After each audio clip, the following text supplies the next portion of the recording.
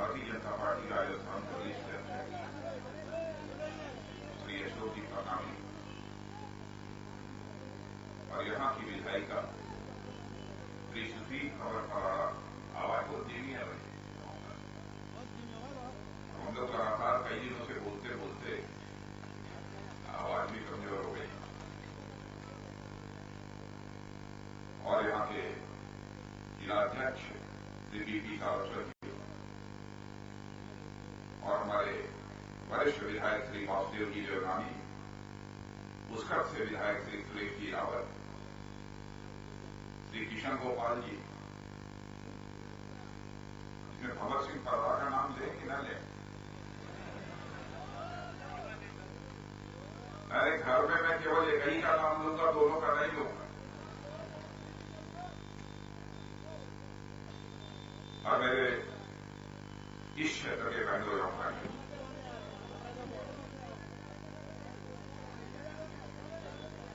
पिछली बार इस स्थान पर सार्वजनिक सभा को संबोधित करने के लिए मैं नहीं आया था, लेकिन इस बार अशोक प्रणामी जी और राजस्थान के लोगों ने फैसला किया कि इस स्थान पर मुझे सार्वजनिक सभा को संबोधित करने के लिए जाना चाहिए, इसलिए आया है, आपके बीच आया और आप लोगों ने तालियां बजाकर स्वागत किया है। और सबसे बड़ी बात, राजस्थान की आन बान शान की यह जो पगड़ी है वह भी पहनाकर आपने स्वागत किया है। मैंने भी फैसला किया कि चाहे गर्मी जितनी भी हो, मैं राजस्थान की आन बान शान इस पगड़ी को अपने सिर के नीचे नहीं उतारूंगा, इसलिए इसे पगड़ी पहनकर ही मैं भाषण देने के लिए खड़ा हुआ। नाराज यदि मैं आपके बीच आया तो साबरमती जाट के लिए आया।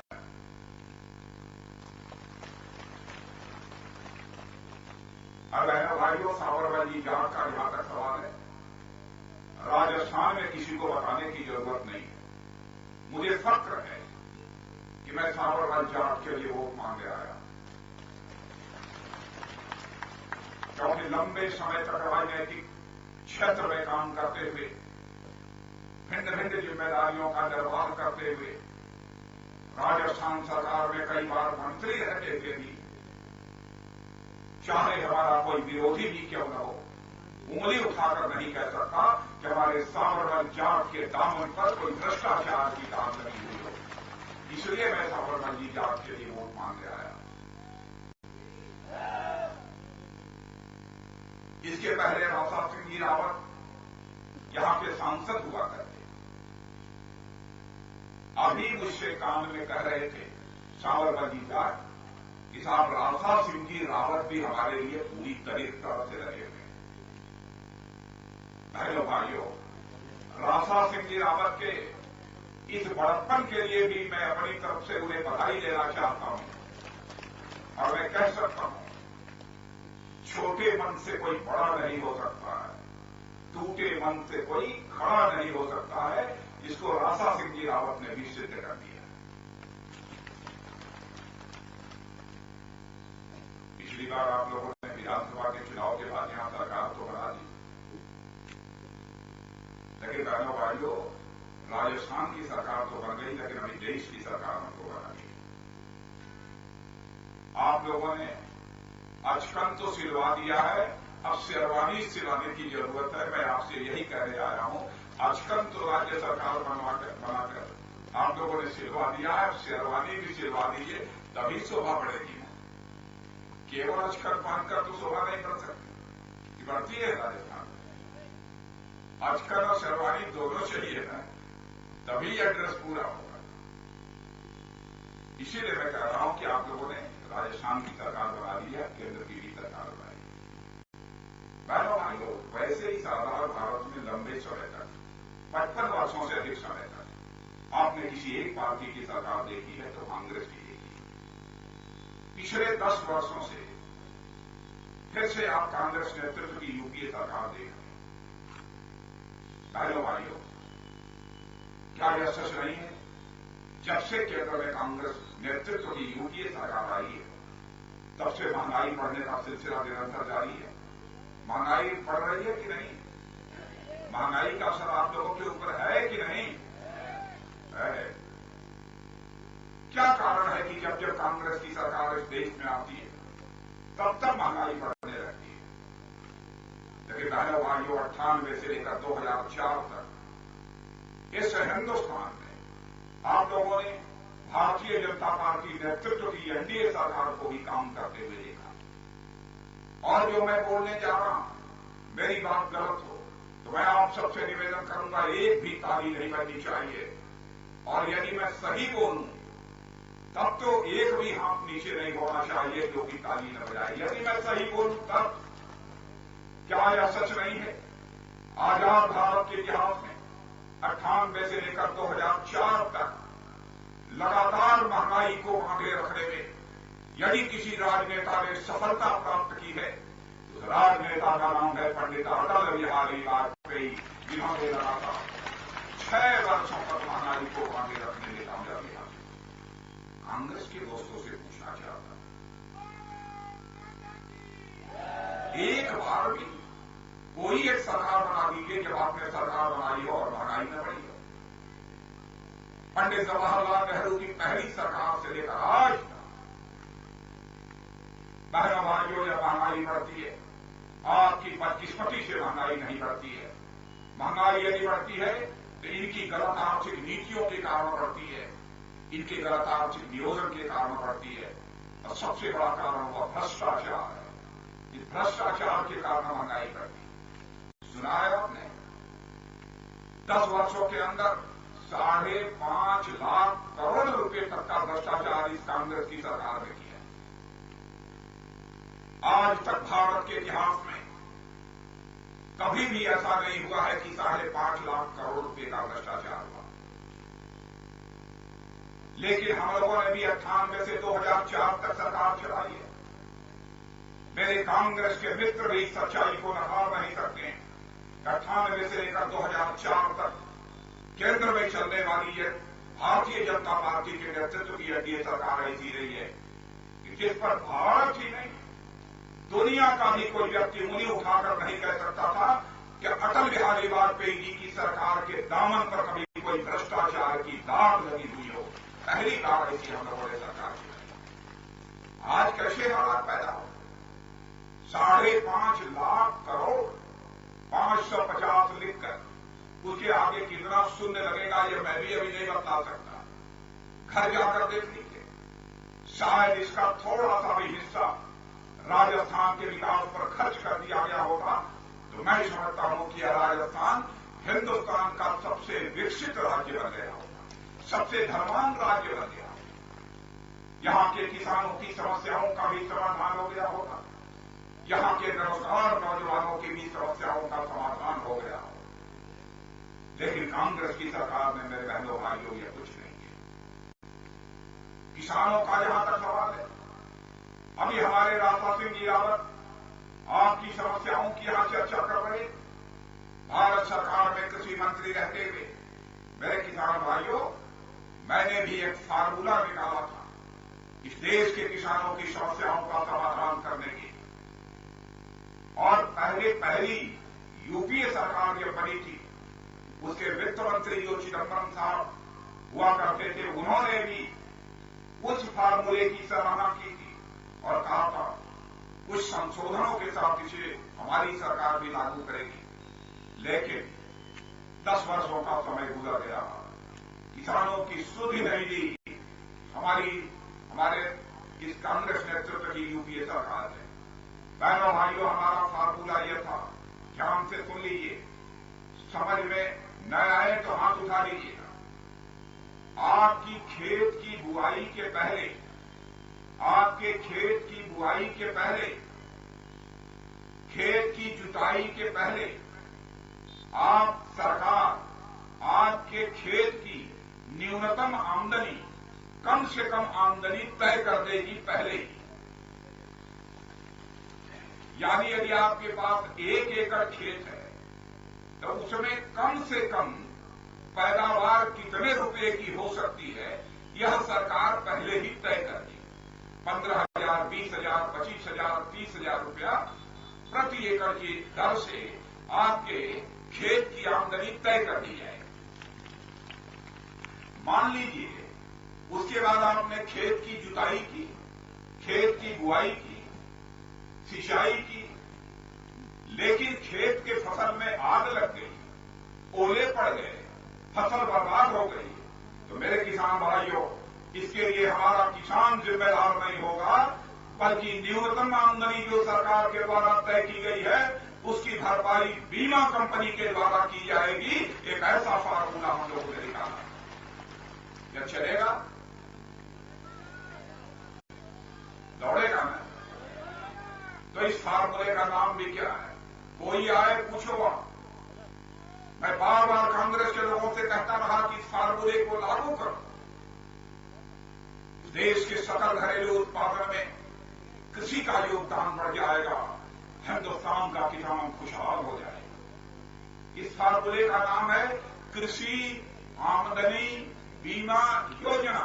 याद कर लीजिए, एक साथ बोलिए, क्या नाम है? कृषि आमदनी बीमा योजना इसका नाम है। बहनों भाइयों, मैं समझता हूं हिंदुस्तान के किसानों का इससे कल्याण हो जाएगा। इतना ही नहीं, कोई भी गांव ऐसा शेष नहीं बचना चाहिए जिस गांव में कृषि पर आधारित कोई न कोई छोटा उद्योग क्यों न स्थापित हो जाए, यह मुकम्मल व्यवस्था की जानी चाहिए। मैं दावे के साथ कह सकता हूं, किसान के बच्चों को भी रोजगार उसी गांव में ही मिल जाएगा। तय कर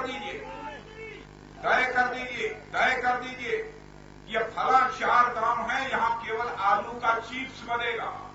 ये फला 4 गांव है, फला ब्लॉक में केवल चूड़ा बनेगा।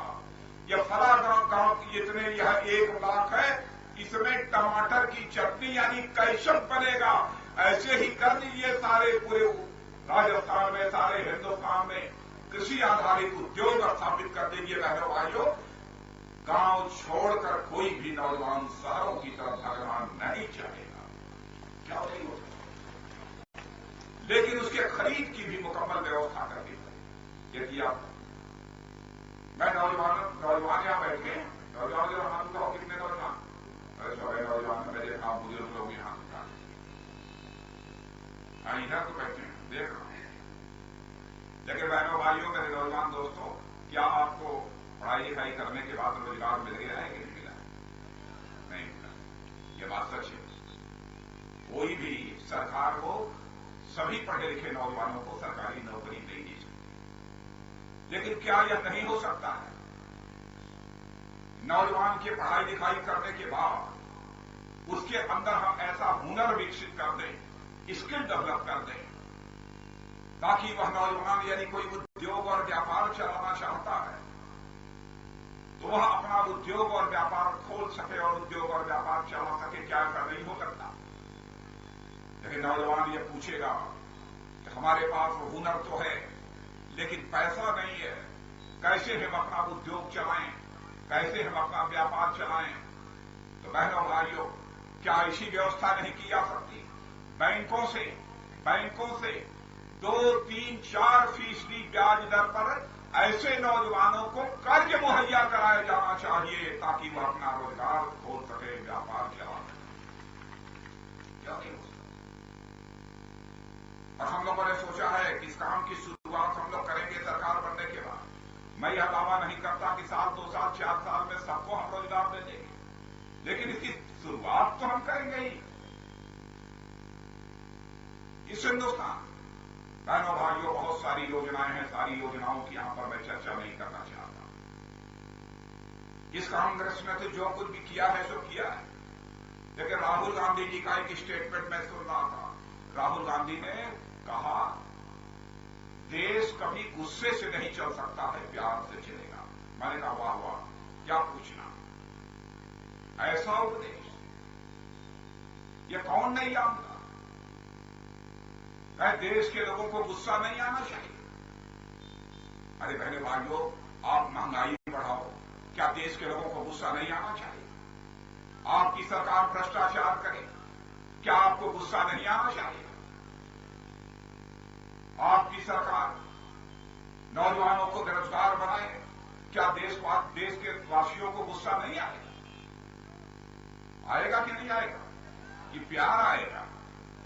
गुस्सा आएगा। फिर भी राहुल जी कहते हैं कि नहीं, देश कभी गुस्से से नहीं चल सकता, यानी आप लोग प्यार करो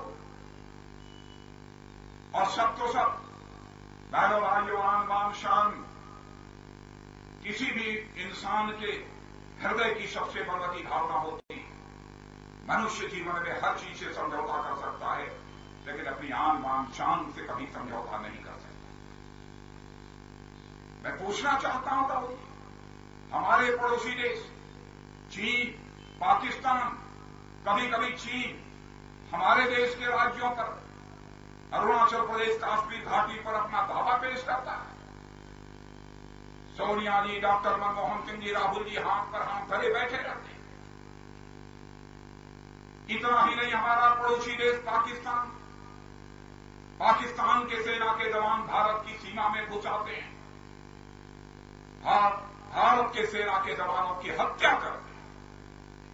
हत्या करने के बाद उनका शव अपने पैरों से कुचलते हैं। इतना ही नहीं, उनका सिर धड़ से रख करके सिर अपने साथ ले जाते हैं, पाकिस्तान में जश्न मनाते हैं। तो क्या देशवासियों को गुस्सा नहीं आना चाहिए? बहनों भाइयों, मैं सोनिया जी, डॉक्टर मनमोहन सिंह जी से विनम्र निवेदन करना चाहता हूं, हमारे सेना के जवानों को आप कमजोर मत समझो, हमारे सेना के जवानों का हाथ मत बांधो, हमारे सेना के जवानों को एक बार खुला हाथ छोड़ दो। दुनिया के किसी देश की हिम्मत नहीं है कि भारत की ओर आंख उठाकर देखे।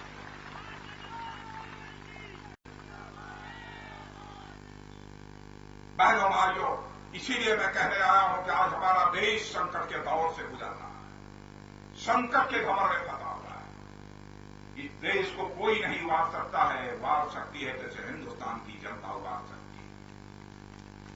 हम लोगों ने नरेंद्र भाई मोदी को भारतीय जनता पार्टी के प्रधानमंत्री के उम्मीदवार के रूप में पेश किया है, लेकिन बराबर नरेंद्र भाई मोदी की हमारे कांग्रेस के लोगों के द्वारा आलोचना की जाती है।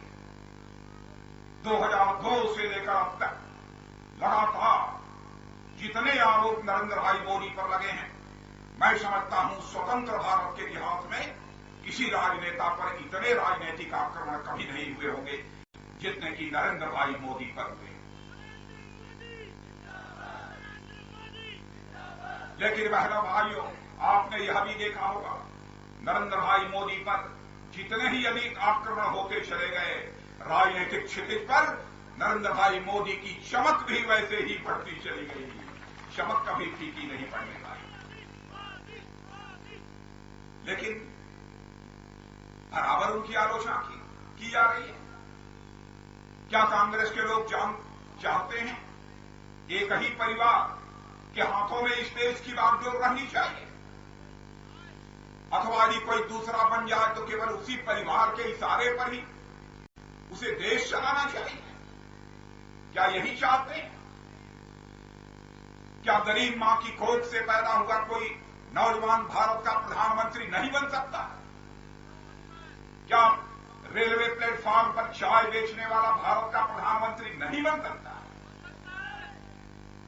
तो बहनों भाइयों, फैसला आपके हाथ हो, क्या करना चाहते हैं? पक्का पक्का? नहीं, ये तो माताएं बहनें तो हाथ उठाई नहीं रही हैं। पक्का?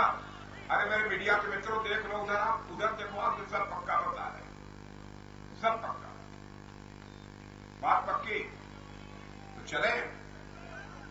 अरे राजस्थान में क्या हो गया भाई, अब कह रहे आप चले? अरे न खिलाया न पिलाया, कह रहे चलो, चलते हैं, फिर मिलेंगे, फिर कभी आएंगे। आप सबको बहुत बहुत धन्यवाद। बहुत बहुत आभार, बहुत बहुत धन्यवाद माननीय राजनाथ सिंह जी का, बहुत अच्छा संबोधित। मैं श्रीमान पवन सिंह जी पलाड़ा से निवेदन करूंगा कि वो आने वाली सब जनता जनार्दन को अपनी ओर से धन्यवाद प्रेषित